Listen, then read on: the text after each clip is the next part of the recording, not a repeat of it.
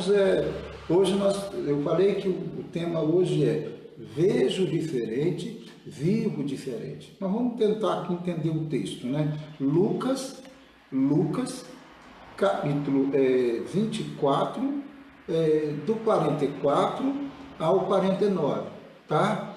Então, para quem está acompanhando, Alexandre Rangel, bom dia, Deus abençoe. Os irmãos chegando aí, Deus abençoe. Graças a Deus, estamos aqui mais uma vez, né? Então, Lucas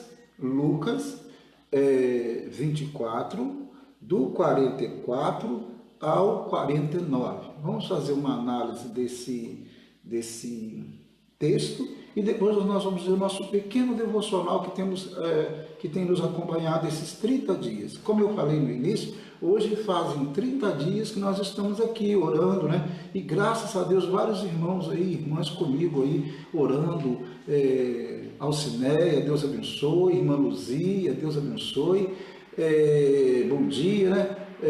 Irmã Regina, bom dia, Gabriel Dias, Deus abençoe, bom dia, acorda cedo, Gabriel. Fazem 30 dias que nós estamos orando aqui, todas as manhãs às 7 da manhã. Então, tem sido, né, algo interessante. Vamos ao texto? Lucas, capítulo 24, a partir do 44 ao 49. Bom, diz assim a palavra de Deus.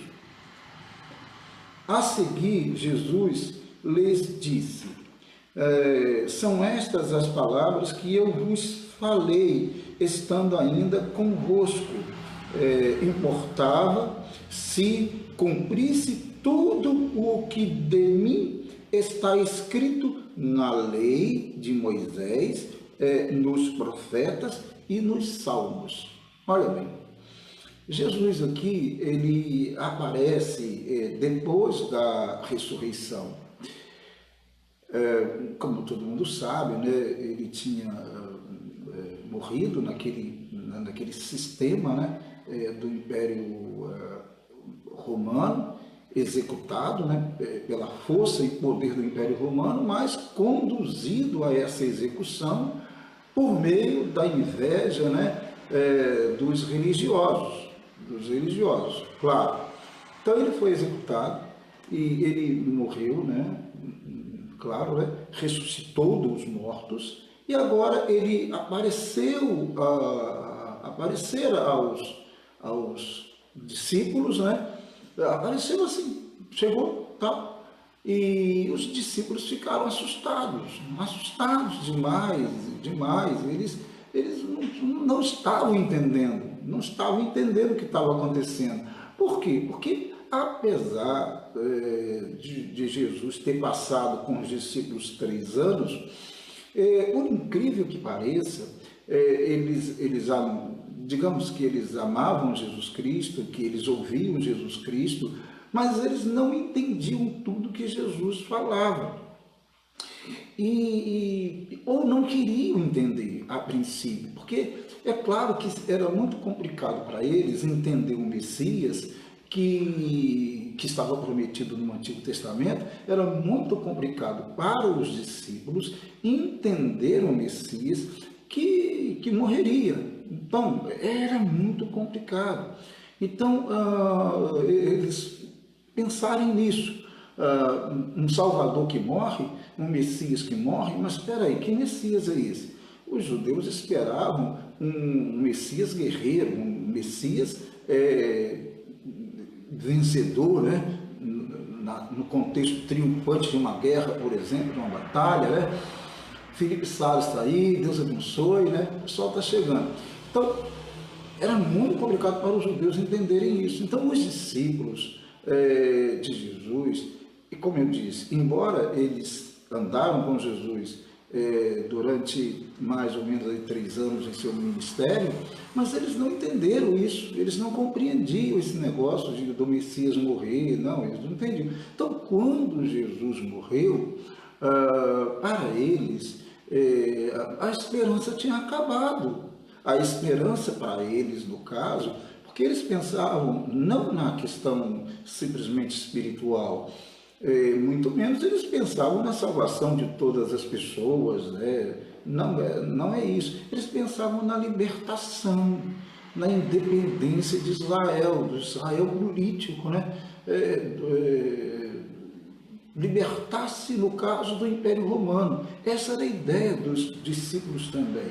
Então, eles achavam que Jesus, na verdade, de uma hora para outra, ele ia, claro, ele estava juntando um exército e ele iria conseguir forças para realmente vencer o Império, se libertar do Império Romano. Mas não era esse o projeto de Jesus Cristo. Então, por isso eles não entenderam. Então, eles ficaram muito tristes. Tristes mesmo, tristes e decepcionados, porque, poxa, né, eles, não é aquilo que eles esperavam. Ou seja, eles não esperavam que Jesus morresse. A verdade é essa. E ele morreu. Então, era um momento muito tenso para eles, depois da ressurreição. Então Jesus aparece para eles e aí eles ficam alegres, ficam felizes, mas ainda assim os discípulos não conseguiram entender plenamente o mistério, né? A questão da salvação, né? Que era uma proposta divina, não só para os judeus, mas para os gentios também. Então eles não conseguiam entender esse negócio. Então o que Jesus tinha que fazer? Ora, Jesus então apareceu para eles, como eu já falei, né? Ressuscitou, né? Apareceu para eles, se apresentou, eles ficaram atônitos, né? Poxa, né? Algo extraordinário, né? Está ali, e foi uma experiência, deve ter sido uma experiência fantástica para os discípulos isso daí. Mas, contudo, eles precisavam de entendimento, né? E de compreensão. Então, Jesus está falando aqui, então, quando ele diz assim, a seguir Jesus lhes disse, são essas as palavras, né, que eu vos falei. Jesus tinha ensinado para eles sobre a morte e ressurreição, né? Mas eles não compreendiam, né? Exatamente. Estando ainda convosco, importava que se cumprisse que tudo o que de mim está escrito que na lei de Moisés, ou seja, a lei de Moisés, todo o processo litúrgico, cerimonial da lei, o sacrifício de um cordeiro, os objetos do tabernáculo, o sumo sacerdote, tudo isso apontava para Jesus Cristo. O cordeiro que seria morto, o cordeiro de Deus que seria morto, quer dizer, e nos profetas, e nos salmos também, os profetas falam de Jesus Cristo, falavam do Messias, do Salvador, e nos salmos também. Então, isso tinha que se cumprir, é isso que ele está dizendo. Tudo que for dito dele tinha que se cumprir, ou seja, a morte dele, e lógico, e aí também a ressurreição dele, tá? Então, o que Jesus faz? Olha o verso 45. Então, lhes abriu, olha bem, lhes abriu o entendimento para compreenderem as Escrituras. Viu? Aí, como eles não entendiam, não estavam entendendo todo o processo, então Jesus abre-lhes o entendimento, né? Pela racionalidade, pela religiosidade nominal, ninguém entende Deus, ninguém entende as Escrituras. Irmã Madalena Menezes, Deus abençoe, né? O pessoal está chegando aí, graças a Deus. Então, pela racionalidade, pelo conhecimento, ninguém entende as Escrituras, ninguém entende as Escrituras. Então, é necessário que Jesus Cristo abra-nos o entendimento. Por exemplo, a minha conversão. Eu não ia, por exemplo, em nenhum templo evangélico. E nem nenhum templo de qualquer denominação ou qualquer religião. Eu não ia simplesmente a nenhum templo para cultuar, para visitar. Eu não ia. Eu fugia dos templos. Fugia das religiões. Essa é a verdade. Mas eu fazia algo que, como a minha família era cristã, eu fazia algo que eu gostava muito. E até hoje, pela bondade de Deus, eu tenho as minhas obras escritas, né? Os meus livros que Ele me deu, e eu gostava muito de ler. Então, eu lia a Bíblia para assim, obter o conhecimento ali daquela letra, e também porque eu gostava muito daquelas histórias. Então eu li a Bíblia por causa disso. Mas um dia, lendo a Bíblia, sozinho, Deus me visitou e Ele abriu o meu entendimento. E eu então entendi, não de mim mesmo, não pela racionalidade, mas eu entendi, jovenzinho ainda, eu entendi a palavra de Deus. E Deus falou claramente ao meu coração naquele dia, abriu o texto para que eu entendesse. Então, eu só posso entender as Escrituras Sagradas, a Palavra de Deus, claro, né, não tem outro jeito, pelo entendimento que Deus dá. Então, aqui Jesus, o texto está falando, Lucas está falando, né? O autor. Então, lhes abriu o entendimento para compreenderem as Escrituras. Então, eu só posso compreender as Escrituras pelo Espírito Santo de Deus. Não há nenhuma, digamos, inteligência para fazer isso, né? Não há nenhuma racionalidade, como eu disse, para fazer isso, né? Eu entender as coisas pela razão, não, o entendimento dado pelo Espírito Santo de Deus, né? O entendimento dado pelo Espírito Santo de Deus. Então, Deus então abriu-lhes o entendimento, né? E eles passaram a entender, compreender as Escrituras Sagradas. O verso 46 diz: e lhes disse, assim está escrito, que o Cristo havia de padecer e ressuscitar dentre os mortos no terceiro dia. Então, eles não estavam compreendendo isso, agora Deus estava falando aos corações deles, e os profetas, Moisés tinha falado isso, a lei mosaica, a lei de Moisés tinha falado isso, embora eles não tinham entendido. Os profetas tinham falado sobre Jesus Cristo e eles não tinham entendido, tinham falado sobre morte e ressurreição dele e eles não tinham entendido. Os salmos também falavam sobre Jesus Cristo e eles não tinham entendido, e é isso que ele está dizendo. E lá tudo estava escrito sobre a morte dele e a ressurreição dele, né, no terceiro dia. É isso que ele está colocando aqui, tá? O verso 47 diz assim: e que em seu nome se pregasse arrependimento para remissão de pecados a todas as nações, começando de Jerusalém. Também está escrito, e aí segue-se aquilo que deveria ser praticado, e isso pela Igreja de Cristo, logicamente, a igreja dele, não é uma religião ABCD, não é a denominação ABCD, não, é a Igreja de Cristo, a Igreja de Cristo. Deus fundou, Jesus fundou, inaugurou a igreja dele. A igreja dele não tem um nome, não tem uma denominação A, B, C, D, não.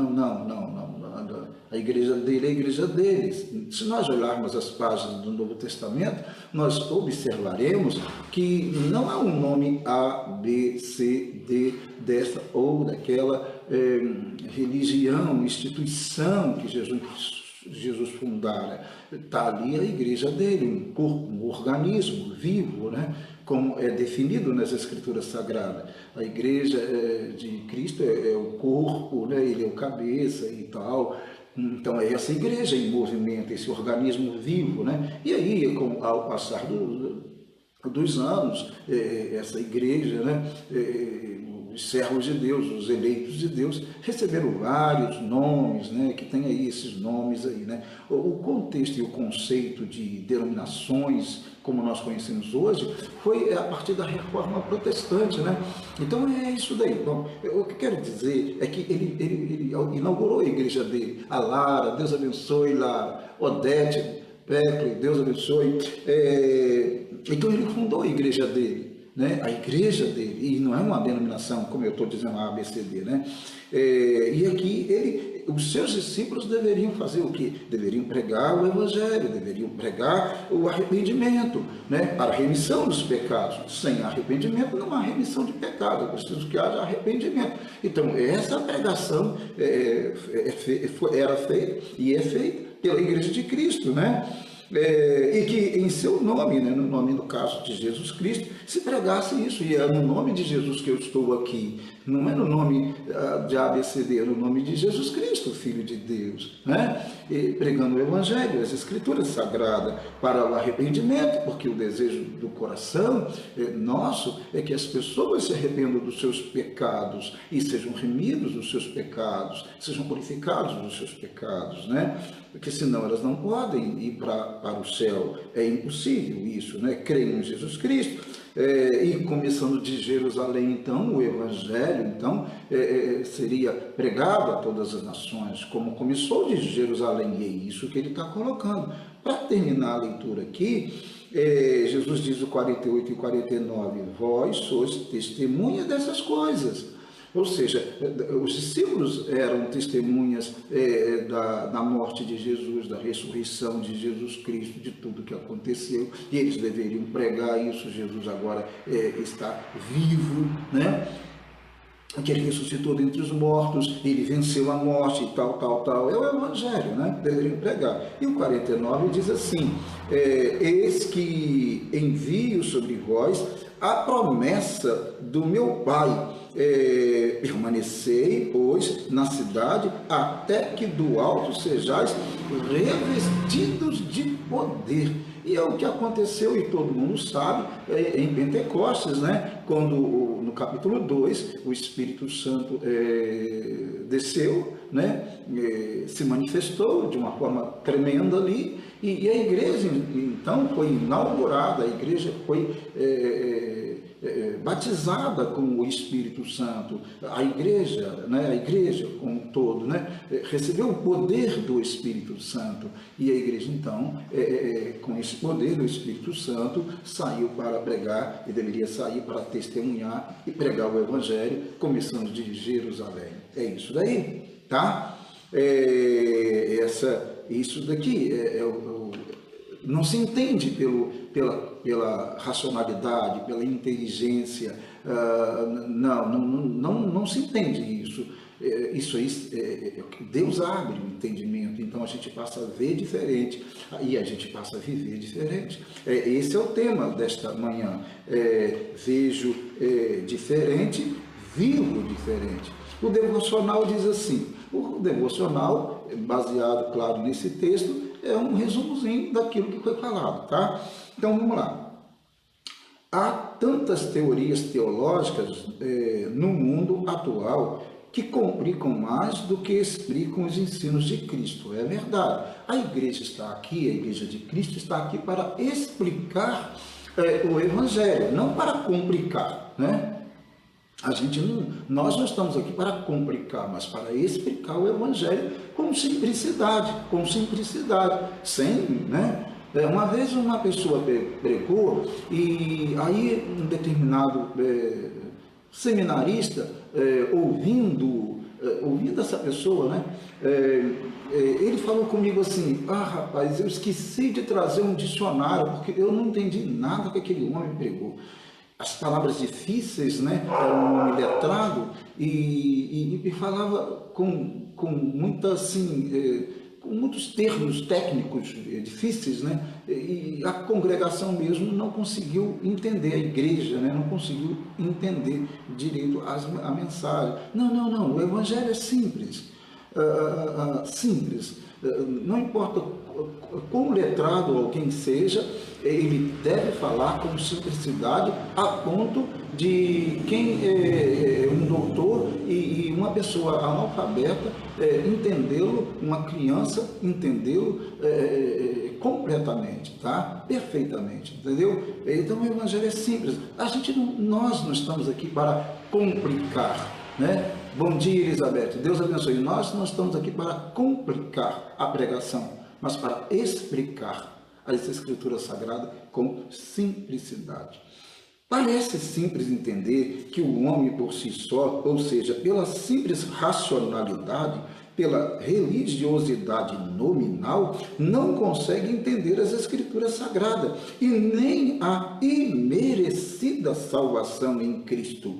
explícita claramente nos ensinos do Evangelho, ou seja, colocadas claramente nos ensinos do Evangelho, entendeu? Pela racionalidade ninguém vai entender, pela simples racionalidade não, né?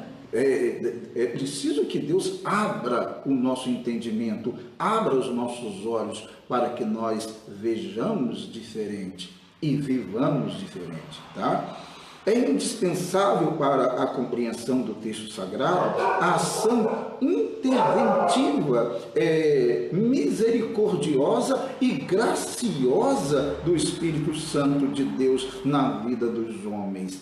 É indispensável. Só com essa intervenção, só Deus entrando e abrindo o entendimento da gente para compreendermos as Escrituras Sagradas, o Evangelho, né? E aí nos arrependermos dos nossos pecados e sermos, claro, lógico, purificados deles, certo?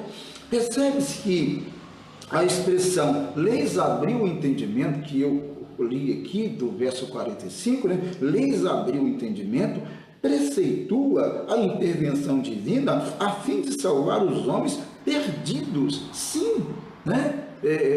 Peça para Deus, se você não tem entendimento, peça para Deus, Deus, abra o meu entendimento, eu quero entender tua palavra, eu quero entender as Escrituras Sagradas, entender o Evangelho, e peça a Deus para que Ele faça isso, ore a Ele, e Ele vai fazer, vai abrir o seu entendimento, para que você entenda as coisas de Deus, senão você nunca entenderá as coisas de Deus, certo? Então, pela graça de Deus, depois que pelo Espírito Santo eu entendo, vejo diferente, vivo diferente. Então, depois que eu entendo, eu nunca mais serei o mesmo. Eu vou viver diferente. Quando eu entendo Deus, quando eu entendo as Escrituras, o Evangelho de Cristo, eu vou viver diferente. Claro, se Ele abrir os meus olhos, eu vejo diferente. Se Ele abrir o meu entendimento, eu vejo diferente,